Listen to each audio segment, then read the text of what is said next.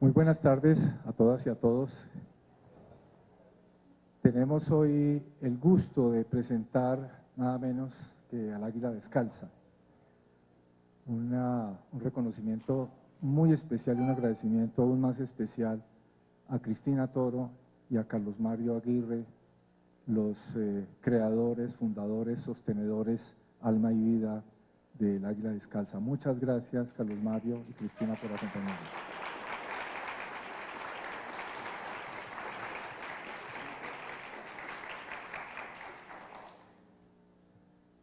Esta es una de las entrevistas que me tiene más nervioso realmente, porque sentarse, en este caso no pararse, frente a 12 actores de la calidad, de las calidades de Cristina y Carlos Mario, pues es un poco amedrentador, pero voy a tratar de amedrentarlos a ellos, que eso es imposible.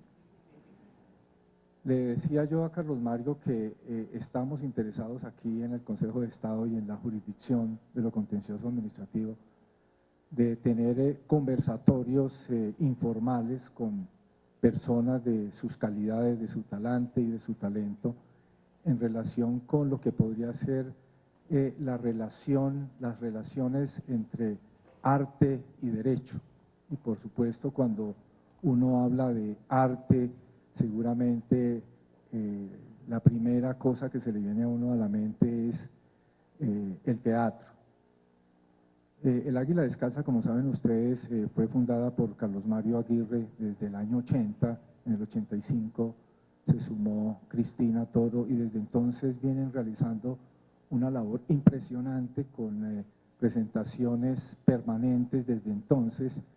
Creo que han realizado no solamente innumerables giras que los llenan de premios nacionales e internacionales, sino que han prestado un gran servicio a la comunidad. Yo tengo la hipótesis, Carlos Mario y Cristina, de que la puesta en escena de cualquiera de las obras, por lo menos de País Paisa para acá, que los lanzó al estrellato, tienen un componente dramático, social, un componente chistosísimo, pero también un componente de gran calado intelectual y filosófico. Entre Mueca y Moín de Carlos Mario, frente a la estupefacción de Cristina en esas obras, uno ve una construcción muy madura, una crítica social, ve, digamos, un intelecto puesto en escena permanentemente, un llamado a atención permanente. Creo que el Águila Descalza nos ha mostrado una forma de hacer teatro completamente diferente.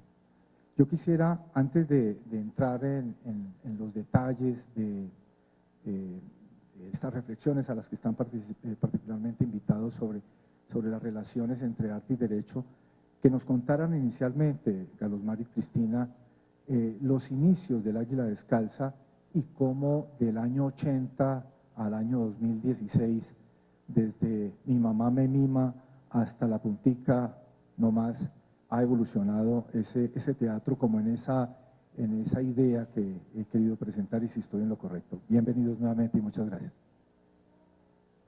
No, muchísimas gracias. Espero hablar después de Cristina. Bueno, muchísimas gracias. De verdad es muy emocionante para nosotros estar en un recinto como este y ante ustedes. Es un compromiso también. Respondiendo a la pregunta, el Águila Descalza fue creada en 1980 por Carlos Mario Aguirre.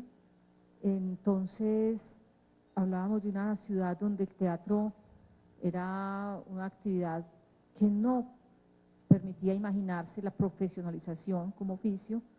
Él hizo una propuesta bastante innovadora, bastante iconoclasta, y presentó obras como Mi mamá me mima, no Mi mamá me mima, sino Mima, Mame, Mima, El pupilo que quiso ser tutor, El sueño de las escalinatas de Jorge Salamea Borda, La cantante calva, El sueño de las escalinatas, ya lo había dicho, bueno, Medellín a solas contigo de Gonzalo Arango, obras que se presentaban, bueno, El pupilo que quiso ser tutor de Peter Hanke, en fin, propuestas de autores extranjeros en su mayoría y que no tenían la posibilidad de convocar con permanencia a una audiencia.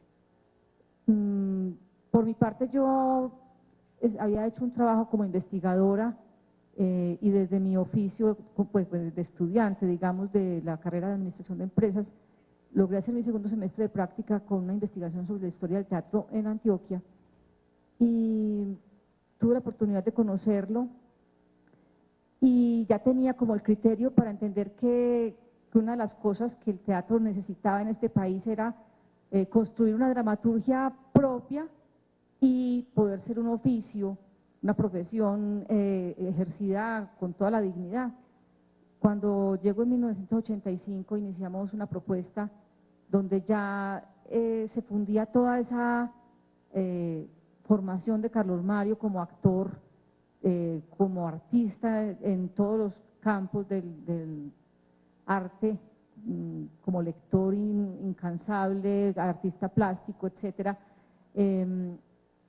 Ya empezó una construcción de una propuesta que inicialmente tomaba obras como Tanto Tango, que ya había trabajado con otra actriz inicialmente, o El sueño del pibe, que era una obra sobre el fútbol, desde los extraditables, desde el Dorado hasta los extraditables, y luego hicimos País Paisa ya en 1986. Esto dio la posibilidad de afianzarnos como una propuesta de creación de una dramaturgia colombiana, de poder llevar a la escena a nuestras maneras de sentir y de pensar, y desde entonces son más de 38 montajes, la mayoría de nuestra creación, donde hemos podido cumplir ese sueño de que el teatro sea un oficio digno, un oficio que se pueda ejercer profesionalmente y bueno, por eso podemos haber atraído la atención de esta institución, de Danilo especialmente, a quien le damos las gracias, y por eso también hemos construido un público, toda una serie de seguidores que nos emociona porque realmente pasamos de la época en que los adultos le decían a los hijos tienen que ir a ver el Águila Descalza, a la actual donde los hijos le dicen a los papás tienen que ir a ver el Águila Descalza. Así que para nosotros es muy emocionante haber podido construir una historia que sea un referente de varias generaciones y que además sea una posibilidad de abordar la realidad colombiana y podernos reír de ella un poco como manera de liberarnos de su rudeza. Bueno, muchísimas gracias, de verdad, Danilo, todos ustedes por invitarnos a este recinto que para nosotros es sagrado y fundamental. Estamos para las que sea. Muy bien, yo quiero centrarme en la pregunta esencial de la conversación, que es la relación arte y derecho. Carlos Mario es un intelectual, en mi entender, como que en todas las obras, detrás de la retahíla de mentiras que suele acompañar la mayoría de las escenas de las obras, pero también viene con una gran formación literaria, citas permanentes, coherentes. Le he puesto, y creo que el público en general suele ponerle mucho cuidado a esa casa de citas que se hace en las obras, o en filosofía o en literatura, de un lado. Y tenemos una poetisa, nada menos, y yo creo que a nadie mejor que a ustedes preguntarles cuál es la relación de el arte con el derecho, pero previamente uno entiende, o yo he entendido siempre como el arte en dos perspectivas, un arte como estética o un arte comprometido. Viendo las obras de Águila Descalza pareciera tener ambas cosas, pero yo me quedo más con la parte comprometida socialmente que tiene las obras de Águila Descalza. Tratemos un poco de dilucidar este asunto tan peliagudo y que tiene tantas aristas. Cuando me pidieron, cuando supe de la necesidad o el derrotero que íbamos a cursar al hablar de arte y derecho y tratar de hacer ese cúmulo de relaciones, me inquieté porque para resolver cualquier asunto tiene que existir ese germen de la inquietud, y volví a mis momentos en los que a instancias de mi padre quería y necesitaba y deseaba ser abogado y cursar derecho, como lo decíamos en la Universidad de Antioquia, cuando el doctor Carlos Gaviria todavía era profesor de Derecho de la Universidad de Antioquia y aupado por ciertos amigos, acogí la posibilidad de inmiscuirme en esas lides y en esas leyes y en esa especie de nebulosa en la que uno confunde la literatura con el derecho. Muchos de los que hicieron literatura, muchos de los que empezaron literatura o filosofía o tantas cosas, abocaron primero el derecho como una posibilidad cierta de estar comprometidos no sé con qué, no sé en qué punto entroncaba la relación derecho-literatura. De pronto seguimos encontrando, y en esa época nos decíamos, los que empezamos derecho y después abandonamos derecho por literatura, que fue mi caso, decíamos, yo empecé derecho pero me torcí. Era el chiste que todo el mundo empezó derecho pero se torció. Y vamos a ver, nos ponemos a reflexionar sobre el tema y encontramos casi que una verdad de perogrullo, algo casi que axiomático y tonto, que derecho es derecho, derecho no es torcido, derecho es recto, derecho compromete el fiel de la balanza, derecho compromete el equilibrio fundamental, el derecho compromete la armonía, y el derecho, y asimismo nos lo representan la serie de aspectos escultóricos cuando nos retratan a la ley y la balanza. Entonces, eso por un lado, siempre el ser humano y siempre en las distintas profesiones estaremos tratando de encontrar concomitancias entre las diversas formas de manifestarse el ser humano en el mundo. Yo tenía un profesor que nos decía que todo era física y el profesor siguiente decía que todo era química y el otro que todo era trigonometría y que todo era analítica y que todo era verbo y todo es verbo. De pronto por esa relación fundamental del verbo es lo que nos une, es lo que uniría entonces el arte y el derecho. Siempre estamos tratando de buscarle relaciones.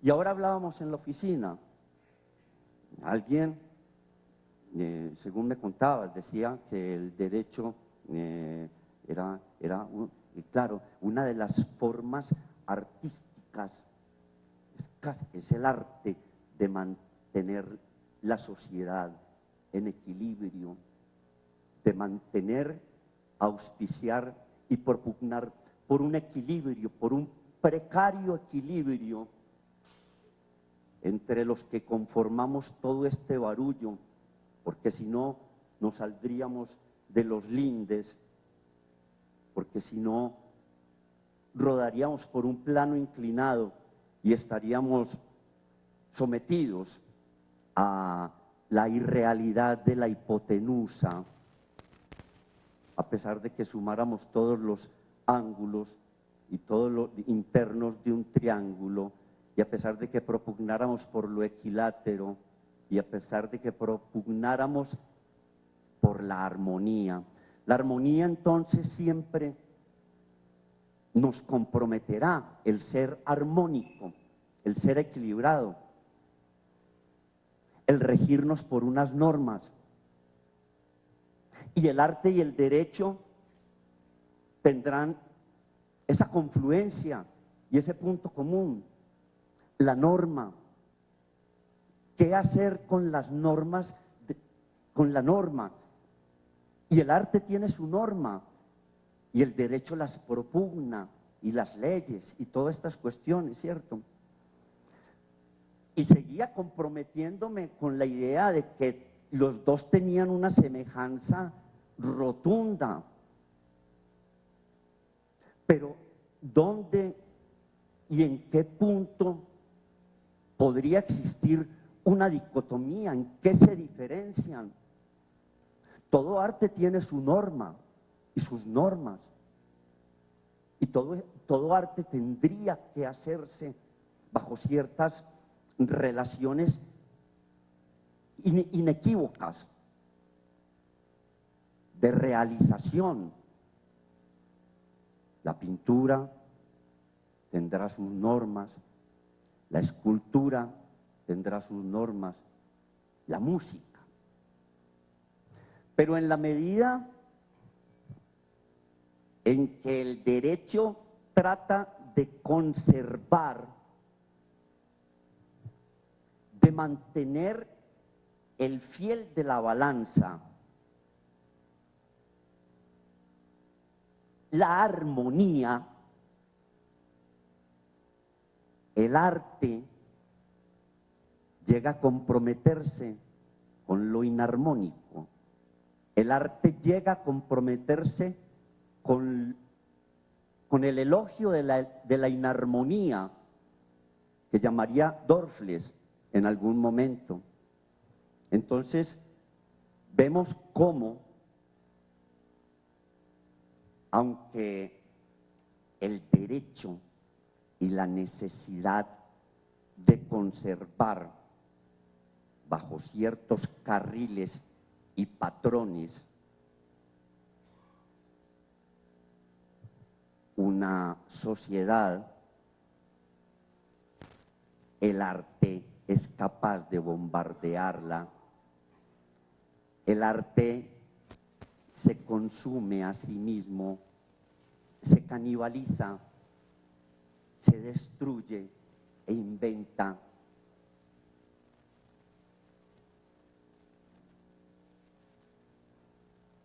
Desde la armonía tradicional llega hasta los presupuestos celestiales, insoslayables y absolutos de los trabajos de todo el clasicismo musical. Ya en Beethoven empezamos a ver y a sentir un quiebre rotundo, pero solamente será en el impresionismo, con Debussy, y más aún, después del impresionismo, miraremos cómo el grupo de Viena, Schoenberg, Weber, Berg, empezarán a atacar fundamentalmente lo que es esa armonía tradicional. Y vemos cómo en la pintura irrumpe el cubismo, y vemos cómo en las diversas artes empieza a manifestarse unas formas de comportamiento totalmente distintas, que atacan la norma, que atacan la forma instituida, inaugural, para refurgitarse y para reconvertirse. Por eso vemos los poemas monovocálicos de Michaud, y por eso asistimos a la revolución fundamental del dadaísmo, y por eso nos encontramos en alguna medida y en algún momento el arte contraponiéndose al derecho en esos aspectos, gozando los dos de la misma fuente, asistiendo los dos a la misma necesidad de la normatividad, de la creación de normas y fundamentos y armonías, pero asistimos también al arte atacando eso mismo que creó. Por eso nos encontramos entonces al final de un proceso con libros y presupuestos como el de este señor, ¿cómo es que se llamaba? Como el de Thomas de Quincey, cuando habla del asesinato como una de las bellas artes, como el arte puede ir más allá de la norma, más allá de la regla, más allá de la moral, y puede constituirse en un rasero a contravía de lo que la misma norma o el mismo derecho propone.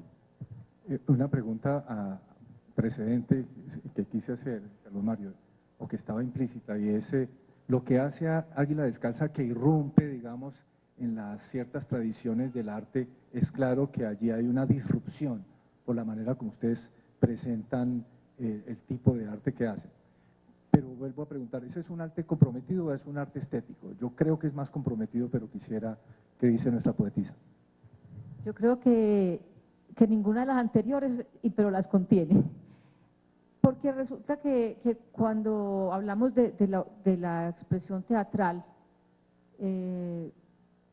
existen como unas escuelas, como unas instituciones, ¿cierto? Y entonces está el teatro clásico con toda su carácter reverencial, y está el teatro comprometido, que fue, digamos, un movimiento que aquí en Colombia fue muy visible en los años 70, todo el teatro politizado, todo el teatro combativo con miras a cambiar un statu quo, un teatro de alguna manera panfletario, y yo creo que cada uno de esos tiene su validez y tuvo unos momentos de elaboración estética interesantes.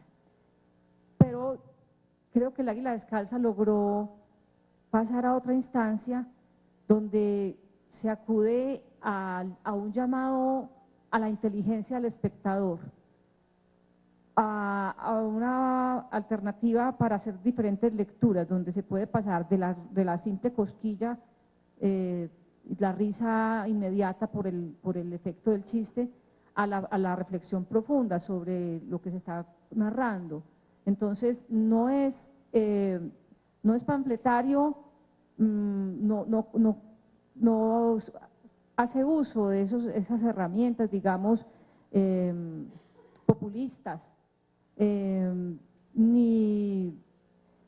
Yo creo que no, o sea, no se parece en nada a todas esas precedencias, pero sí logra crear una posibilidad de la reflexión a partir del humor. Es decir, la risa, como lo decía yo ahora, a raíz de una realidad tan dura como la que nosotros vivimos, poder hacer un retrato de una realidad a través de sus personajes, porque ellos mismos, vivimos en un país que está catalogado como uno de los más felices del planeta, y uno dice, ¿de dónde? Pero es que uno ve que la gente es capaz de armar su fiesta de una manera tan sencilla, que la gente con tantas limitaciones en su vida cotidiana tiene la posibilidad de bailar y de hacer una fiesta con el fútbol o con cualquier cosa que la realidad le proponga. Entonces, en esa manera de uno poder retratar esos personajes en su vida cotidiana, de meterse a lo que es un campesino, o a lo que es una ama de casa, sin nada más que hacer que hablar de su nieta o de su nieto que la atraca en su propia casa. En fin, en esa vida cotidiana se hacen una cantidad de señalamientos muy duros, muy desgarradores, pero que no están llamando a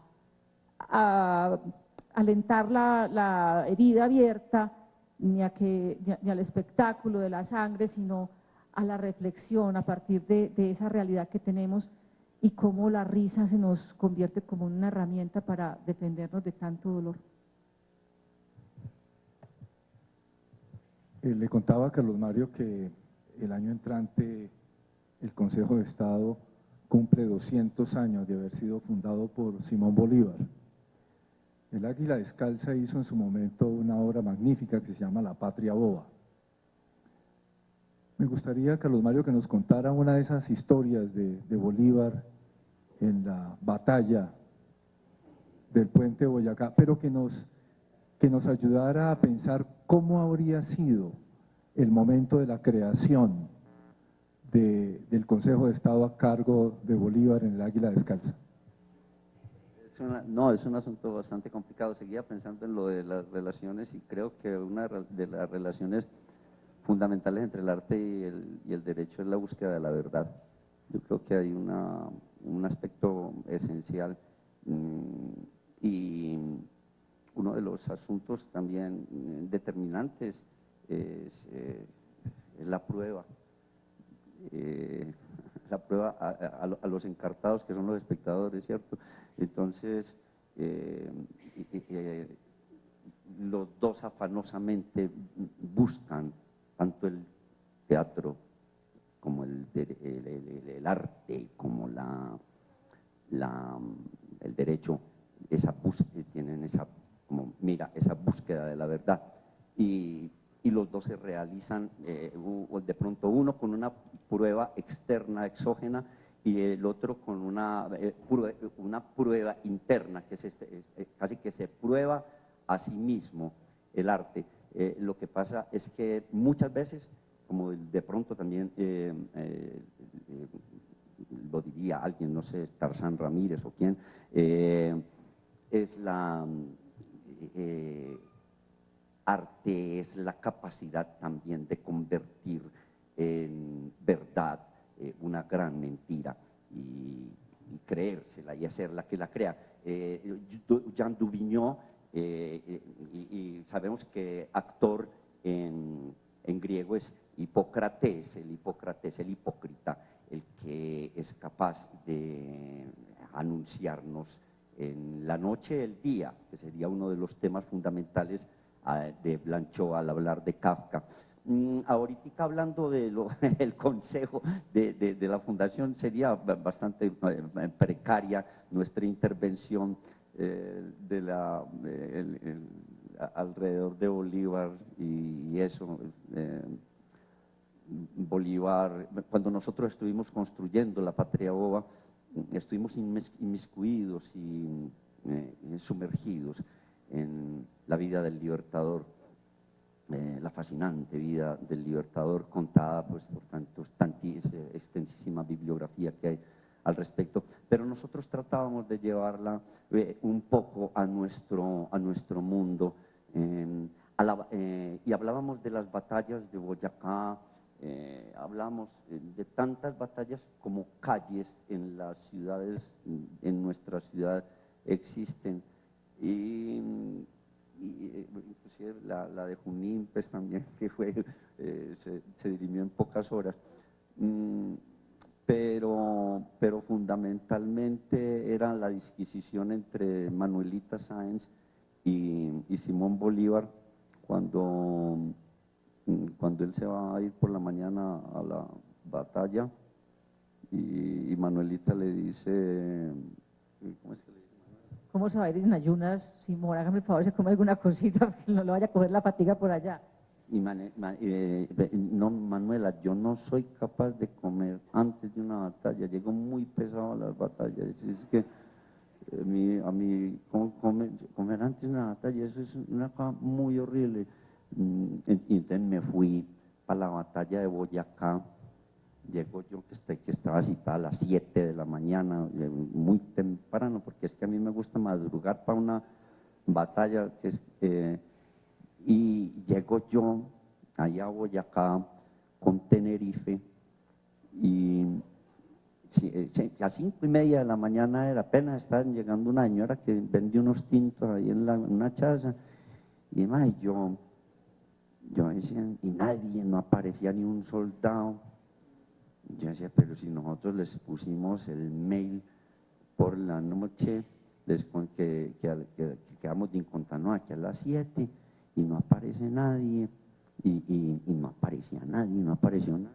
Ah, pero Simón, 7 de agosto, día de fiesta, ¿quién va a ir? Es el único que cita una batalla un día de fiesta y va a pagar festivo y todo, ¿no? Y hasta que ay, y me voy, y no llegaba nadie, y yo ahí sí empecé yo a deplorar no haberle recibido, aunque fueron unos traguitos a Manuela, hombre, y yo con esa hambre tan berraca, yo decía, ya me crujía el estómago y todo, y yo sin 5, Danilo, porque yo en esa época estaba muy pobre porque Santander no me había querido despachar un giro. No me giraban, él estaba dispuesto a que, y así me tenía desde hacía rato. Entonces, y la señora empezó a arreglar su chaza y ese tinto hirviendo y a partir tajadas de quesito. Y yo a mí se me hacía la boca agua, y yo tendría que 100 pesos tendría de esa época, que eso no era nada. Entonces le dije yo a la señora esta, doña, ¿qué tiene de 100? Y me va a contestar, pues, me contesta al Libertador, va contestando, es que, de 100, un tumis. No, la tenemos muy olvidada porque hace mucho rato no la hacemos, más bien les hacemos otro pedacitico para que aliviemos un poco este asunto porque como diría Bauman, la risa es el sumidero de todos nuestros miedos, y ahora lo decía Cristina, utilizamos un poquito también ese escudo como para tratar de defendernos frente a la adversidad, que es también sería uno de los paralelos con el derecho, ¿cierto? Tratar de defendernos un poco, ¿cierto? Defender la sociedad, como diría Foucault, defendernos de la catástrofe y defendernos de la barbarie. Lo que pasa es que el arte en alguna medida no confina el infierno. El arte a imagen y semejanza de Orfeo trata de descender a él. El arte a imagen y semejanza del Dante y su comedia trata de descender al infierno. El derecho también desciende al infierno en alguna medida para tratar de reglarlo y normatizarlo.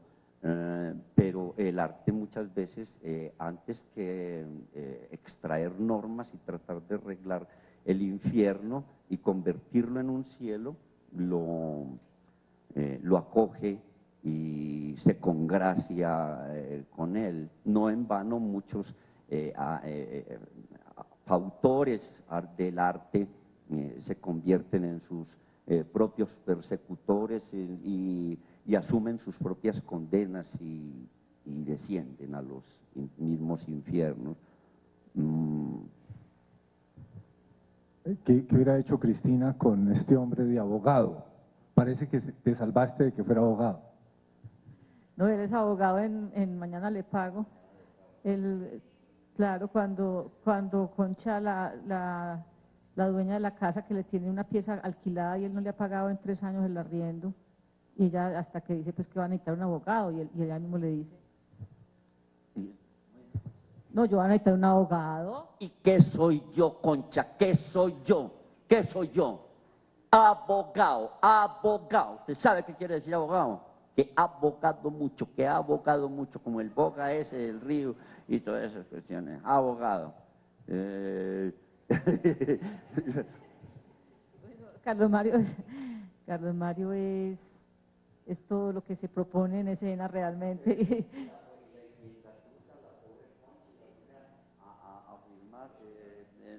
Firme aquí, Concha. Aquí. Sí, aquí y aquí, aquí y aquí. ¿No? Sí, y aquí también no es que es original y 2 copias de original.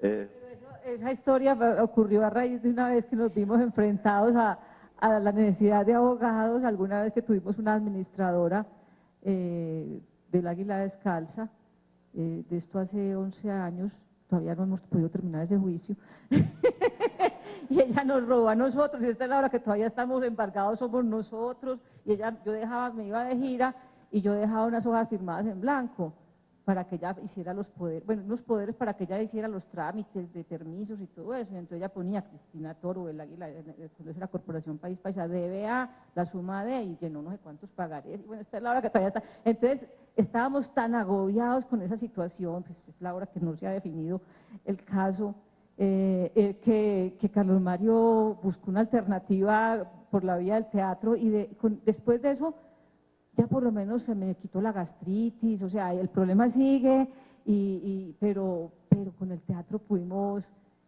reírnos de nosotros mismos, de nuestra ingenuidad, de cómo uno es capaz de poner a que firme aquí, sí, yo firmo aquí, yo firmé. Decías hace un momento, Carlos Mario, algo que es importante efectivamente en el derecho y veo que encuentras una relación con el arte, que es la búsqueda de la verdad. Una de las cosas más importantes que ha ocurrido en Colombia, como sabes, la semana pasada, pues es esta firma del cese bilateral del fuego en La Habana, y hay mucha esperanza. Y una de las cosas que se viene y que se ve venir en los próximos meses, años seguramente, es una justicia en esta fase de transición. Como sabes, una de las condiciones para que haya verdadera justicia en una época de transición en donde hay que hacer tanta concesión en materia de justicia es precisamente el derecho a la verdad. ¿Tendría el arte algo que hacer también en esa transición, en lo que nos espera en este futuro país cercano? Sí, yo creo que el arte no es un convidado de piedra en todos los procesos que vive una sociedad. Así nos comprometamos con la abstracción más absoluta, el arte siempre estará tiznado y teñido de todos los movimientos y todas las afugias, los miedos, las ilusiones de una sociedad. Y así nosotros como artistas, me imagino que cada quien con sus trabajos y sus días estará comprometido de una u otra forma con todo lo que ha pasado y está pasando y pasará en nuestras vidas con este proceso y estas firmas, estas ilusiones, las posibles decepciones o los posibles encuentros y las nuevas tierras prometidas que encontremos en esa comunión de esferos, porque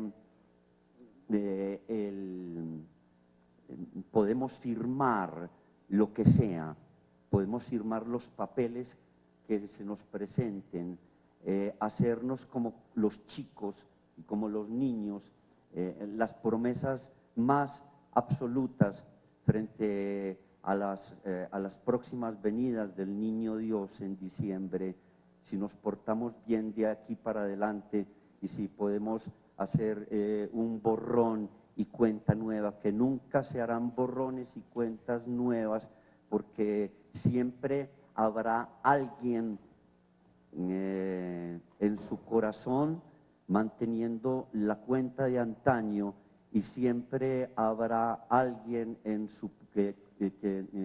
teniendo y sosteniendo en su piel el borrón del tiempo y de la vida.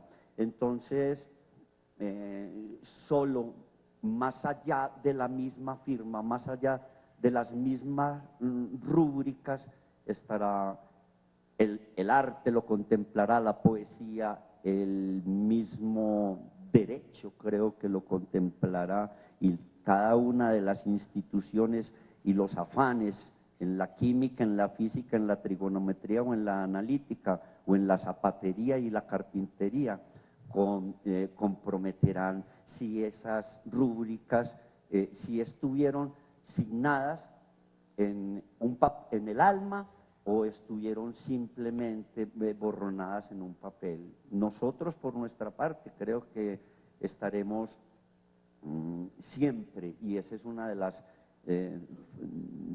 virtudes fundamentales del arte y de cualquier acción o trabajo del ser humano, estar atentos a que en la página de su corazón siempre pueda llegar a escribirse la historia de la verdad, y la historia de la verdad por diadas descubierta día a día y propiciada día a día, es lo que nos enaltece y lo que nos ennoblece. Eso es, yo creo que nuestro arte estará también en esa búsqueda, y estaremos prestos a firmar en el alma de cada colombiano también en ese sentido. En el mismo sentido, Cristina, ¿qué le exige la poesía en ese sentido a ese posconflicto y a ese hallazgo de la verdad?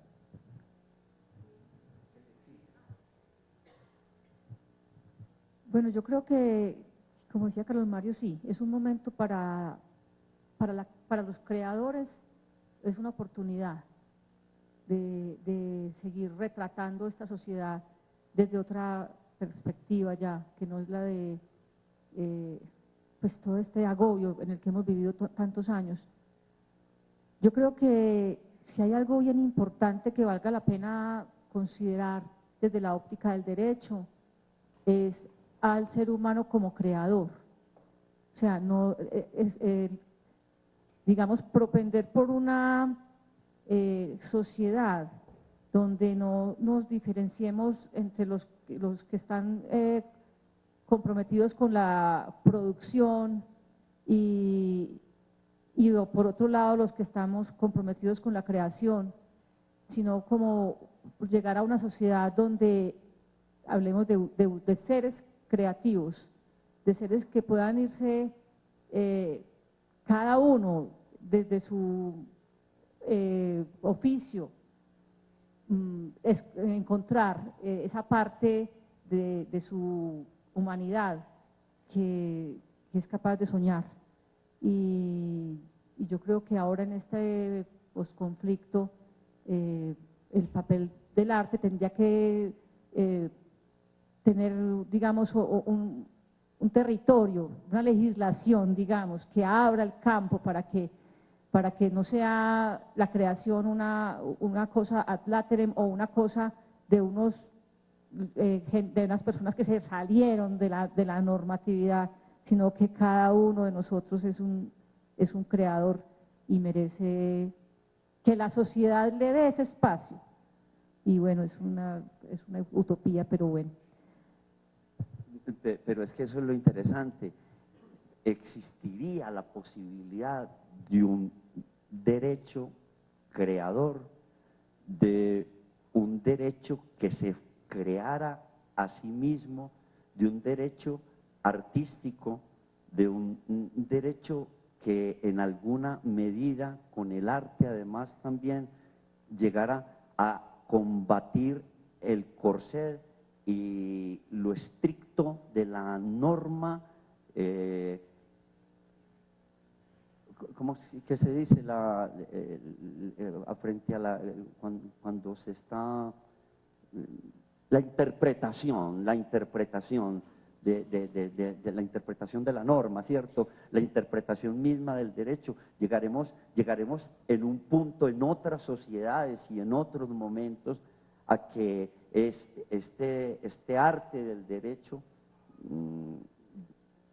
de hoy sea un arte del derecho que se refurgite a sí mismo, que se combata a sí mismo en el momento en que la sociedad llegue inclusive a prescindir del derecho.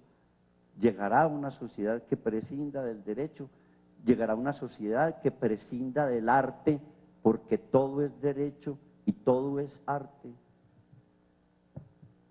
En esa misma idea de la búsqueda de la verdad del arte y del derecho. Llegaríamos al momento en que tuviéramos que prescindir de la prueba, en que tuviéramos que prescindir del debate, en que tuviéramos que prescindir del conflicto, en que pudiéramos prescindir del conflicto, en que pudiéramos prescindir es que este problema hay que llevarlo a La Haya, ¿cierto? Porque los de Nicaragua están metidos en no, de que esto no es de nadie y esto es de todos, y que hay una parte del mundo que es el arte, que es la ciencia, que es el derecho, que esto es que yo no tengo que decirte a vos, ay caramba, que yo te voy a quitar no, ¿qué pasó ahí? Dañé algo. Esto es mío o esto es tuyo, esto me pertenece. No, yo sé que esto le pertenece al Señor y que esta billetera, este maleta es de aquí, este señor, yo no me la voy a llevar. Y que yo me fui y le dije a préstame un esfero, y me voy con el esfero y no le devuelvo el esfero, como en la obra nuestra, ¿cierto?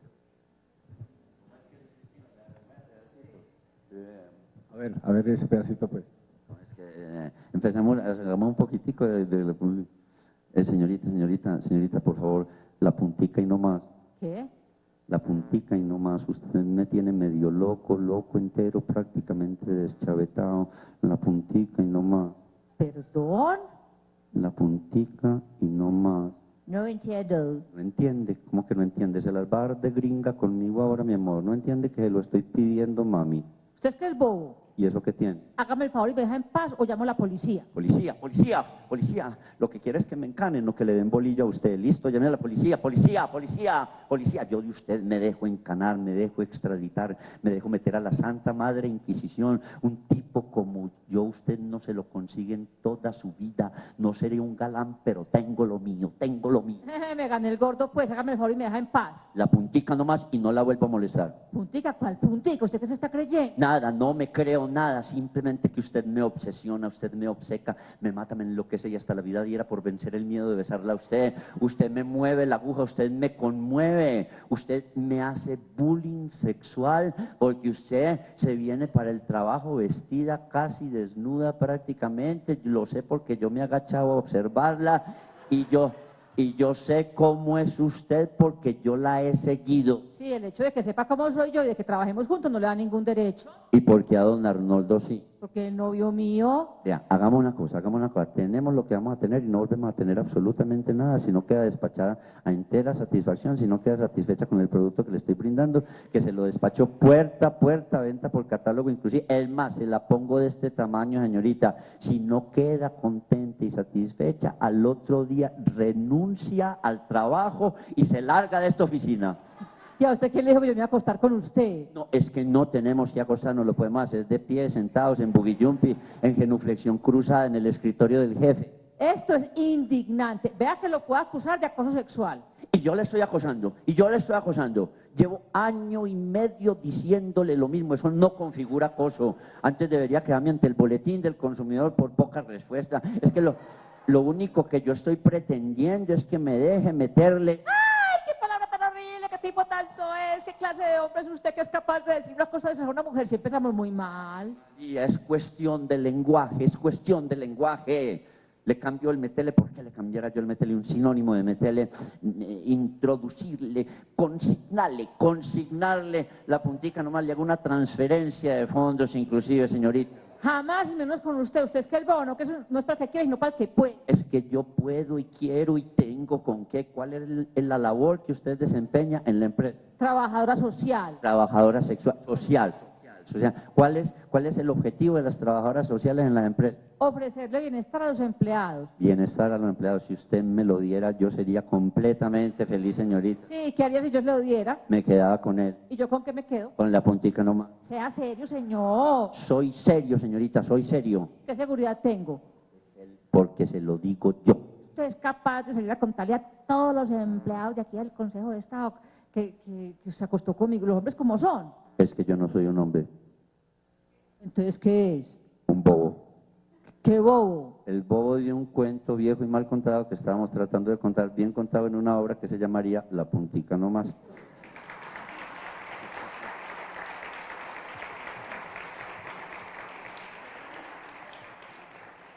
La puntica nomás hace parte de una trilogía de las 3 mentiras, hablando de verdad a propósito, de las 3 mentiras, de las tres grandes mentiras de los colombianos. Las otras 2 son mañana le pago y no vuelvo a beber. Algo de no vuelvo a beber, ¿no es cierto? Valdría la pena la de no vuelvo a beber. Otra mentirita de no vuelvo a beber. Vamos a ver si nos acordamos de algo. ¿Usted dónde andaba? ¿Quién, yo? No, yo. Yo creo que no sé o no me acuerdo. No me deje que se le olvidó. Y si me asustaste, Patricia, no es que me asustó, no me volvás a asustar, sobre todo después de que haya estado bebiendo, me hace el favor. Es que así no podemos seguir Ducardo Robeiro. ¿Cómo? Esto es el colmo de irresponsabilidad. Patricia, uno es responsable hasta donde uno puede. Ya, de ahí para adelante ya es responsabilidad de cada quien. ¿Cómo así? Ah, es que usted no entiende ya. Ay, si usted no sabe hablar. Ay, María, le doy clases de habladuría a usted, mi amor, para que no joda. ¿Cómo es que dice? ¿Usted por qué no? ¿Ah? Le doy clases de habladuría a María. No. ¿Usted por qué no aprende a Vea, Ducardo, ¿usted por qué no aprende a beber? Véame a mí, yo me tomo 2 o 3 tragos y ya. Vamos a tomar como si el trago se fuera a acabar. No, es que el trago no se va a acabar, primero se acaba la sociedad que el trago, le digo. Yo no sabía que a beber, aprender a beber, yo no sabía que a beber enseñaban. Aunque sí sería muy bueno que me dieran una beca para estudiar whisky en Londres o para hacer un doctorado en vodka en la Universidad Patricio Lumumba de Moscú. Aunque el vodka es bravo, ¿se acuerdan de un vodka de arracacha que nos tomamos en Bogotá la otra vez? Parecía aguardiente de madera, ¿se acuerdan?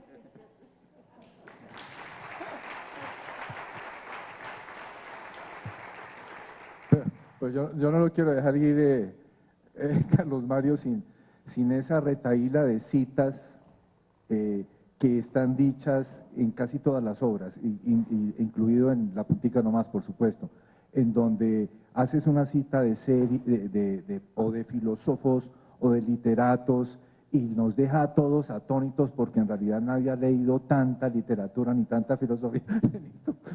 Por favor, la de La puntica nomás, si quieres, o la que tengas más reciente, la que se te ocurra. ¿Cómo es que era? Sí, pero cojámosla desde antes. Cojámosla desde antes. ¿Cómo es que empieza eso? Vamos a hablar de sexo. Bueno, vamos a hablar de sexo en esta obra. Sexo no, del sexo mío, que tantos problemas y tantos inconvenientes me ha ocasionado durante toda la vida. Por eso cuando íbamos a hacer este trabajo, mamá me lo dijo, no se meta con ese tema, no se meta con ese tema. Es que no es fácil. Nosotros ya lo hemos hecho, Cristina, no en escena, pero lo hemos hecho. No, pues, sacar la cama a escena, o meterla, mejor dicho.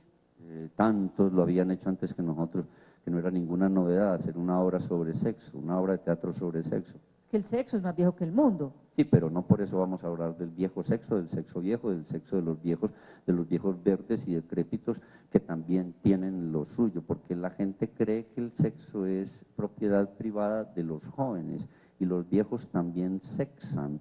Los viejos sexan tanto hasta que un día dejan de sexar y sexan del todo. Y vamos a hablar de tantas cosas sutiles y vulgares, profundas y superficiales que hay para referirse a un tema que debería ser tratado tan hermosamente, tan bellamente. No, es que se queda uno aterrado la cantidad de cosas que tenemos que oír las mujeres en la calle, en la oficina. El acoso sexual está a la orden del día. Y eso que hemos progresado en este país, a pesar de ser tercermundistas, por lo menos me he dado cuenta que en Transmilenio nos sentimos más anchos, definitivamente. Sí, antes había más acoso, antes era uno, ¡ey, no acose! Pero las cosas que tenemos que oír las mujeres. No, las cosas que tienen que oír las mujeres, no, las cosas que le dicen los hombres a las mujeres en este país es una verdadera vulgaridad. Empezando por los piropos onomatopéyicos, recordamos el del silbidito, por favor, 2, 3, me colabora. Por favor, ¿a qué mujer le puede interesar un piropo de esa categoría? Eso no parece hecho para una dama, sino para una yegua, bendito sea mi Dios. Ahora, el otro piropo, el de la tosecita, lo recordamos, ¿cómo es que? ¿Me ayudan, por favor? Por favor, ¿quién lo inventó? Un tísico, un tuberculoso, un asmático. Hay otro que es muy característico, que es el de eso empieza con un guturismo y termina con una sibilancia a borde de labios. Es muy difícil de hacer en lugares concurridos o con mucha gente. ¿Cómo es que de la misma forma nos instaban nuestras madres a orinar por la noche.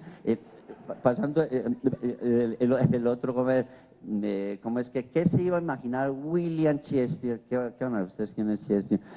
Cuando escribió Otelo, el moro de Venecia, que está en la base de los celos y los celos en la base del sexo, ¿qué se iba a imaginar este otro? ¿Cómo es que se llama? Pietro Aretino. En los sonetos lujuriosos. Giovanni Boccaccio. En el Decamerón, ¿qué se iba a imaginar Chaucer en los cuentos de Canterbury? ¿Qué se iba a imaginar Giacomo Casanova en mis memorias? ¿Qué se iba a imaginar John Cleland en las memorias de Fanny Hill, el arcipreste de Ita en el libro del buen amor? ¿Qué se iba a imaginar Bataille en las lágrimas de Eros y el pequeño? ¿Qué se iba a imaginar Michel Foucault cuando escribió la historia de la sexualidad? ¿Qué se iba a imaginar nadie? ¿Qué se iba a imaginar el mismo García Márquez? Lean la bella literatura erótica de García Márquez, por favor. ¿Qué se iba a imaginar en el otoño del patriarca, cuando al patriarca le llevan a alguien para que le recite los versos del gran poeta nicaragüense Rubén Darío? Y el patriarca lo escucha con atención y la única conclusión a la que llega es: ¿cómo es posible que un hombre escriba esas cosas tan bellas con la misma mano con que se limpia el culo? Bendito sea mi Dios. ¿Qué se iba a imaginar que 500 años después, frente al pelotón de fusilamiento, alguien haría una obra que se llamaría Monólogo de la Vagina? Y ahí está, y llena teatros en todo el mundo. Yo vi Monólogos de la Vagina extasiado, yo no podía creer lo que estaba viendo, Monólogos de la Vagina, yo no sabía que eso hablaba, yo apenas me imaginé que eso gorgoreaba. Es más, cuando vi 50 sombras de León de Grey. De Grey. No, no es que León de Grey está diciendo unos poemas muy lindos, eróticos. Yo estaba confundiendo a de Grey con de Grey. Recordemos el poema tan bello de León de Grey que dice Cancioncilla. Lean a León de Grey, por favor. Tus ojos claros y abisales dilba, la tu boca sangrante y el egregio prodigio de tus senos y tus pluscuamperfectos muslos, y en fulvo estuche roja tuna, tu sexo, roja tuna en jal de estuche, cuyos lúbricos labios hacen presa del esclavo y señor, clavo de tesa dulcedumbre en tenazas de peluche.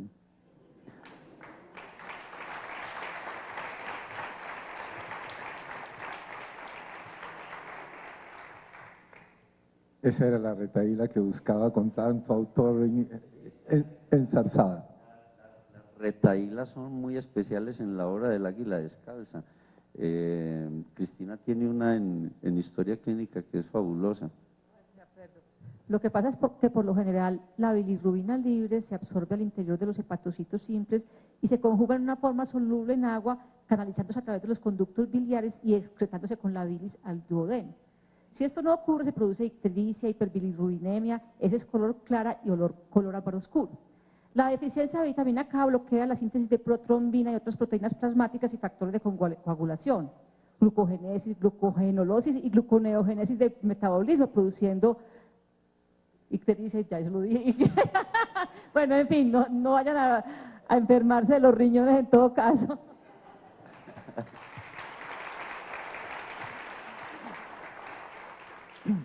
Entonces parece una fórmula que formulaba el médico de Doña Pánfaga, ¿recuerdan a Doña Pánfaga? El sanador todo, esa fórmula en parte era: mézclense ácido prúsico, azafétida, fósforo, arsénico, pólvora, sándalo, coloquíntea, tragorígano, azarabácara, nuez vómica, sal catálica, sen, boldo, arménico, ripóntico, apobálsamo, opopona, sesémola, mandrágora, salumbre y sandaraca, caña fístula, sábila, ésula, ámbar, opio, acómito, lúpulo, argémole, cámpor, álcali, gálbano, tártaro, ánime, pímpido, albúnime, yuyubo, alcohol etílico, ínola, ázalo, astrálogo, agúluga, cosúluga, astrágalo, ínola, ícida, mandrágoras, éter, almara, caurícula, sarcócula, crisócula, condorónica y flor de verónica, árnica, sin.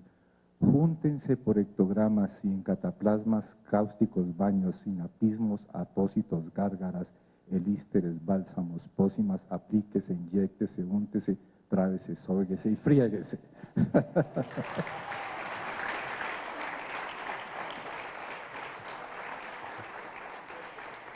Bueno, Carlos Mario, ¿qué sigue para el Águila Descalza? ¿Cuál es el proyecto siguiente del Águila Descalza?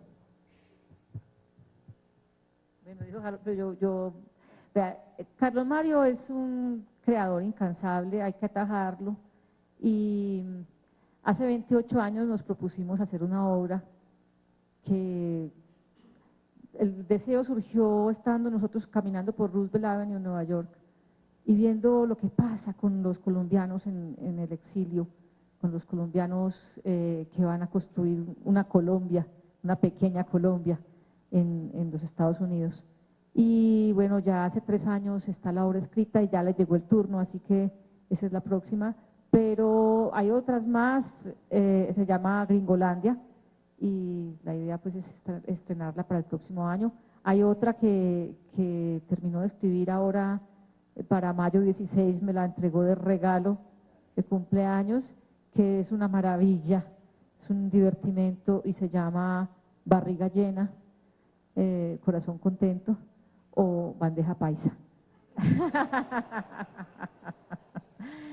Bueno, es la oportunidad de hablar de ese tema de la comida también que a tantos bueno, mejor dicho, ese es un tema inagotable.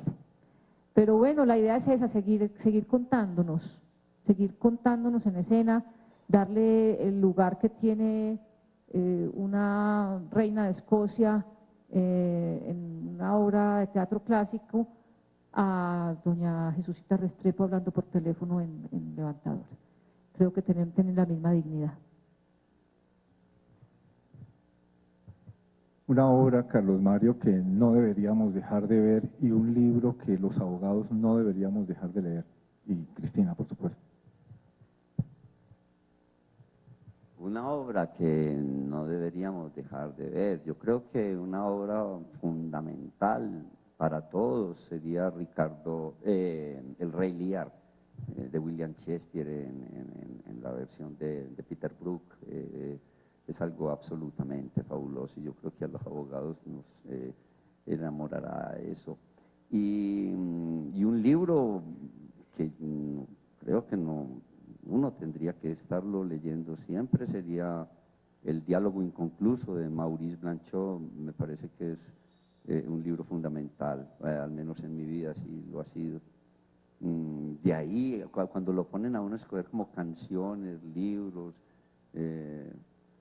como diría el poeta J. Mario, cuando en un poema muy bello, y dice más o menos así: cuando me pidieron que dijera el sitio del mundo donde quisiera estar,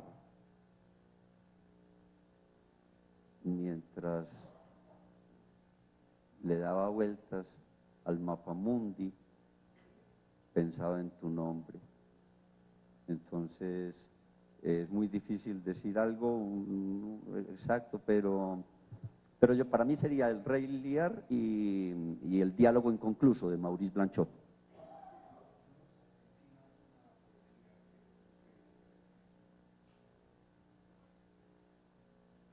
Bueno, una poesía de las mías, así. El mapa, se llama Geografía. El mapa de mis bordes lo sabes en tus dedos. No lo olvides, podría perderme.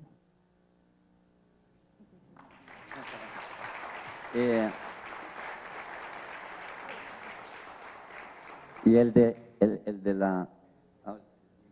Bueno, yo ahora estoy leyendo los ensayos de Michel de Montaigne y entendiendo por qué tantos autores, incluyendo Shakespeare,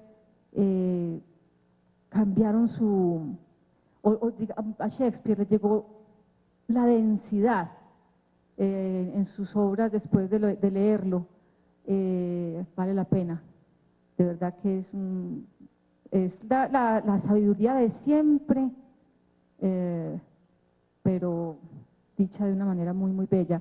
Y una obra, no, pues ya que están aquí, que esta semana se acaba La Puntica Nomás, vayan a ver La Puntica Nomás. Podríamos hacer algo, un descuento del 50% para todos los empleados de aquí del Consejo de Estado.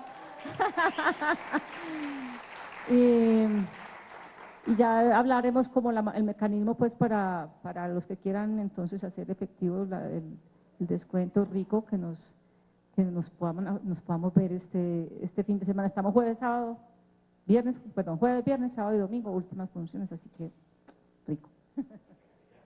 No, estamos en el auditorio ABC del Colegio Nuestra Señora del Buen Consejo en la 104 con 17, un sitio muy agradable realmente, un hallazgo de este año para nosotros que es darle otra utilización a un auditorio que era un auditorio de colegio y darle como vida para la ciudad.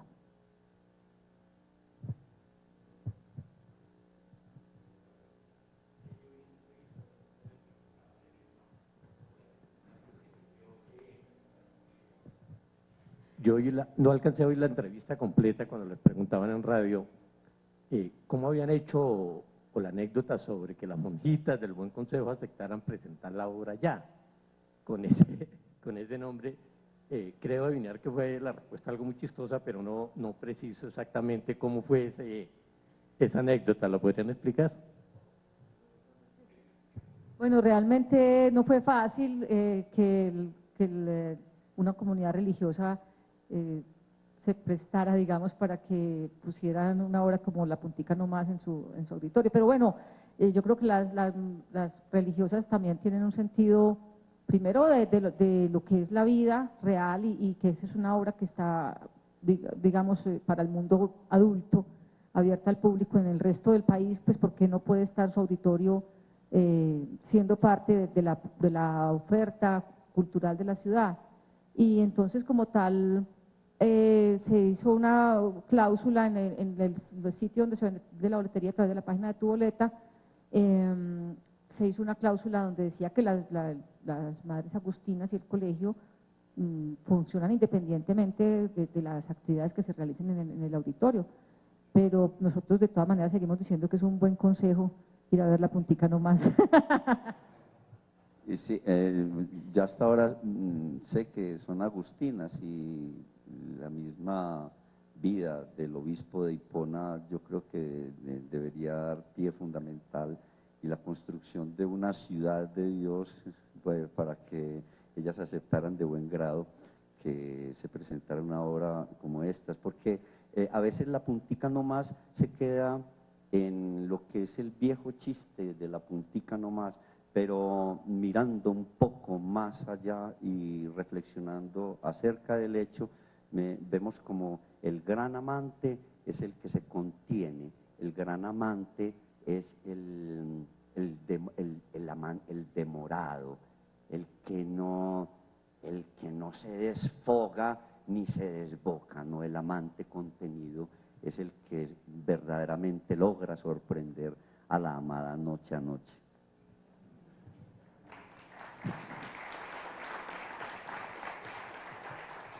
además del ofrecimiento generoso que ha hecho Cristina fuera de cámaras, también le contamos a ellos, al Águila Descalza, el trabajo que se viene haciendo en el Consejo de Estado con la Fundación Apoyemos, y bueno, seguramente en la siguiente venida que tengan a Bogotá, ellos también generosamente explorarán la posibilidad de que en una de sus obras podamos contribuir por los procedimientos que tengan establecidos con esta Fundación Apoyemos.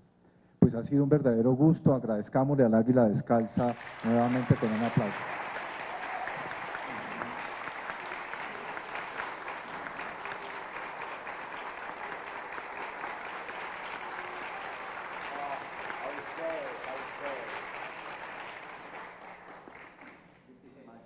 Muchas gracias, verdad que nos hemos sentido muy a gusto y muy sensibles por concurrir y por invitarnos a este recinto. Muchas gracias.